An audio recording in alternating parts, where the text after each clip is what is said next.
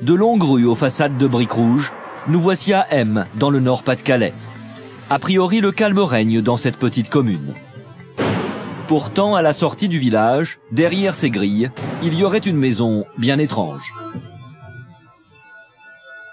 On raconte que c'est une maison qui est hantée. Cette maison, elle cause des accidents devant, donc les gens essaient d'éviter de passer devant la maison. Il y a un enfant qui est mort, il y a eu un pendu. Il y avait un chien dedans avant, il est devenu fou aussi.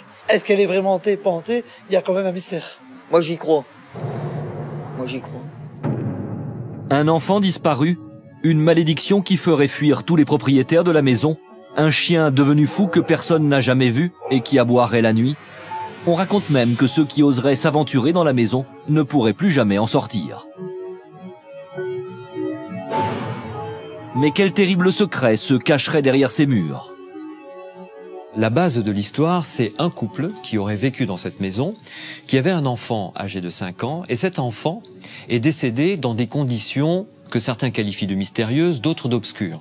Alors, première hypothèse, il y a eu un décès violent, il y a eu quelque chose d'émotionnellement fort et violent dans cette maison, qui aurait pu imprégner, en quelque sorte, l'atmosphère du lieu, et à partir de là, des personnes sensibles qui rentrent dans cette maison le ressentent.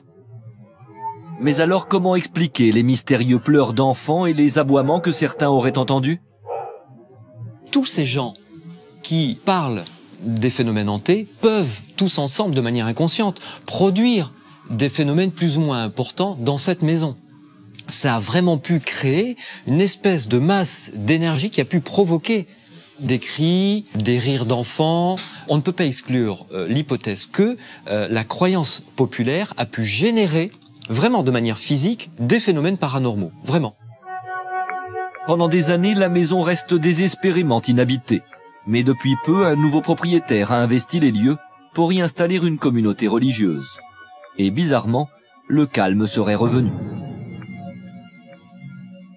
Nous n'avons jamais rien vu. Jamais rien senti. La maison de M serait donc désormais silencieuse.